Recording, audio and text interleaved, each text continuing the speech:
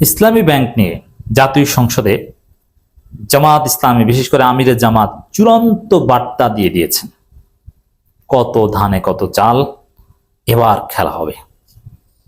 দর্শক, সবকিছু স্পষ্ট হয়ে গেছে। আমিরে জামাত, জাতীয় সংসদের প্রধান বিরোধী দলীয় নেতা ডাক্তার শফিকুর রহমান 68 ধারায় নোটিশ দিয়ে জনগুরুত্বপূর্ণ বিষয় হিসেবে ইসলামী ব্যাংক নিয়ে সংসদে আলোচনার ব্যবস্থা করেছে। সংসদে আলোচনা হয়েছে। সে আলোচনায় আমিরে জামাত ডিটেলস ইসলামী ব্যাংকের ইতিহাস, কিভাবে ধ্বংস করা হয়েছে, কারা প্রতিষ্ঠা করেছিল, একদম খোলামেলা করেছেন। পার্লামেন্টে এটা রেকর্ড হয়ে থাকবে।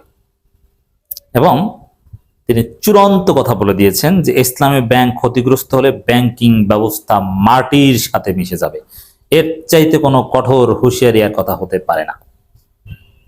স্পষ্ট কথা, ইসলামী ব্যাংক থাকলে বিএনপি সরকার থাকবে, ইসলামী ব্যাংক ধ্বংস হলে বিএনপি সরকার ধ্বংস হবে। কারণ ব্যাংকিং ব্যবস্থা মাটির সাথে মিশিয়ে কি ক্ষমতায় থাকতে পারে?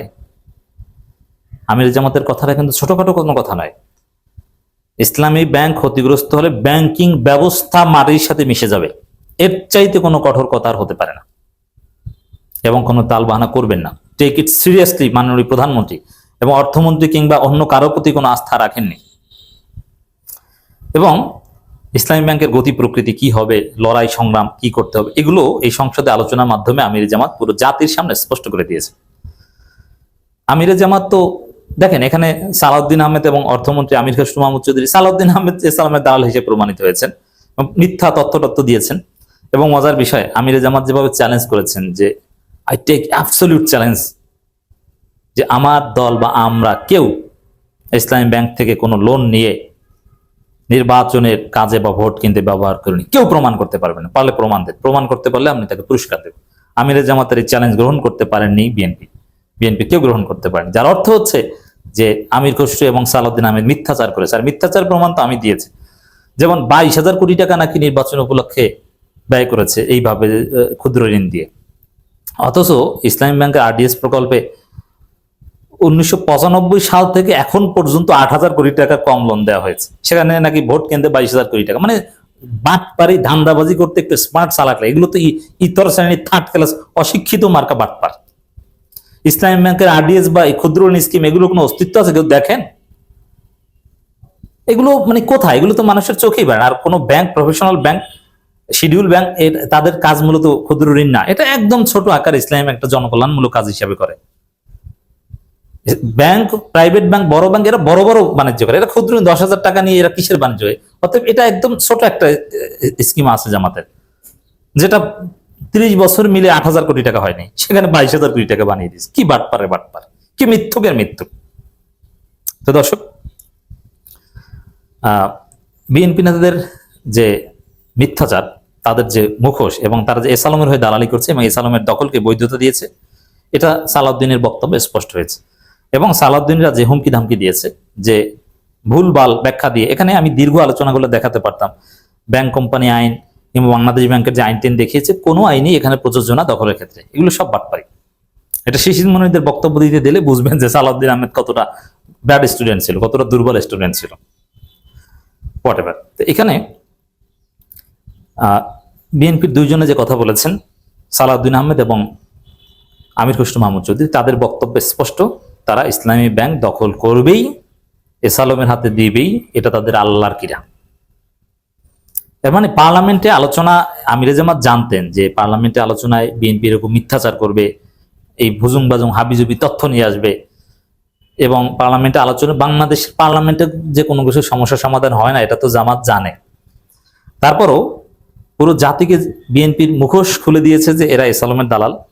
এবং এটা হিসাব নিকাশ বিএনপির মনোভাবটা স্পষ্ট করে দিলেন যে তারা ব্যাংক দখল করবে, তারা ব্যাংক দখল করতে চায়, তারা পিছু হটবে না। অথবা যদি বিএনপির মনোভাব এরকম থাকতো যে না, ঠিক আছে, এটা নিয়ে একটা জটিলতা তৈরি হয়েছে, আমরা সমস্যা সমাধান করি, তাহলে হয়তোবা একটা সিদ্ধান্ত হতো যে ঠিক আছে, আমরা আমরা একটা যৌথ কমিটি গঠন করি, ইসলামী ব্যাংক নিয়ে সমস্যা সমাধান করবে, আমরা একটা যৌথ কমিটি গঠন করি। যদি এরকম কোনো সিদ্ধান্ত হতো, তাহলে বুঝতেন যে ইসলামী ব্যাংক নিয়ে সংকটে নিরসন হবে, বিএনপি জামাত একটা সমঝোতা হবে। কিন্তু এরকম কিছু না। বিএনপি স্পষ্ট বলেছে না, এই ব্যাংক বিএনপির হাতে থাকবে, তাদের হাতে নিরাপদ।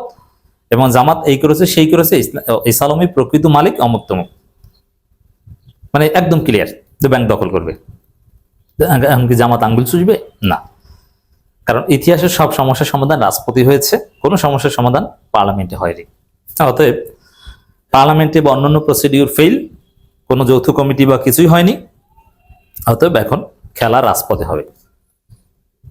কোনো এসালামের লোককে জামাত শিবিরের লোকজন ইসলামী ব্যাংকে ঢুকতে দিবে না, এবং এই আন্দোলন দমন করার ইঙ্গিত দিয়েছে, কিন্তু দমন করতে পারবে না। আন্দোলন দমন করা যায় না, অস্ত্রবাজি করে টিয়ার শেল দিয়ে গরম পানি মেরে ব্যাংক চালানো যায় না। এটা রাজপথের শক্তি প্রদর্শন করা যায়, কিন্তু ব্যাংক ওইভাবে চলে না।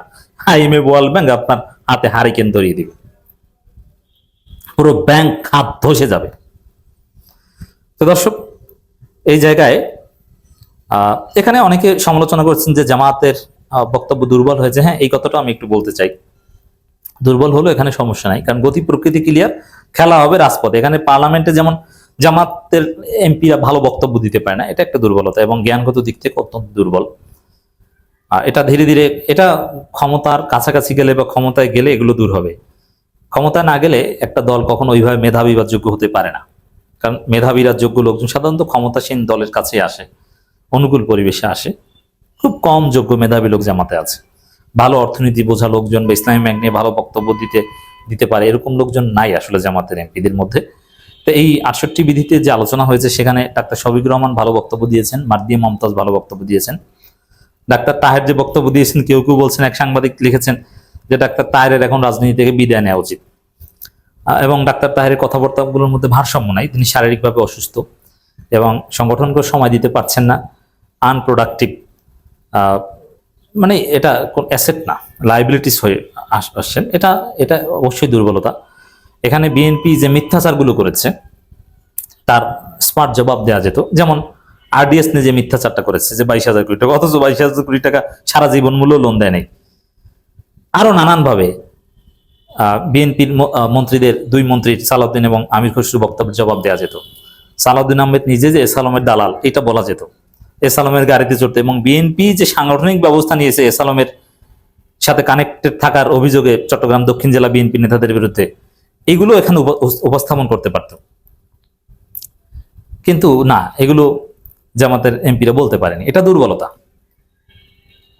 এবং কথার লড়াইয়ে বা যুক্তির লড়াইয়ে আরো অনেক কিছু বলা যেত, বোল্ড কথা বলা যেত, কিন্তু বললে যে লাভ হতো তা না। বললেও ওরা ইসলামী ব্যাংক ওইভাবে দখল করার সিদ্ধান্ত নিত।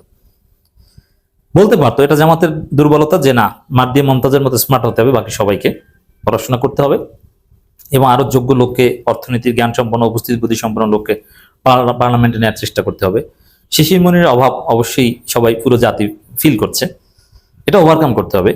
বাট আসল খেলাটা রাজপথে খেলতে হবে। পার্লামেন্টে এখানে শিশির মনিরা থাকলেও বা জামাতের সব এমপিরাও যদি ওই মার্দিয়া মমতাজের মতো হতো, তাতে যদি এমন লাভ হতো তা না। আসল লাভটা হবে রাজপথের খেলায়। তবে আমির জামাতের কথা একটাই, এই একটা কথার মাধ্যমেই হিসাব নিকাশ ক্লিয়ার যে খেলা কোন দিকে যাবে। ইসলামী ব্যাংক ক্ষতিগ্রস্ত হলে ব্যাংক ব্যবস্থা মাটির সঙ্গে মিশে যাবে। অতএব রাজপথে খেলা হবে, পার্লামেন্টে বা অন্য কোনো ভাবে না। দেখি বিএনপির দৌড় কতদূর কি পারে।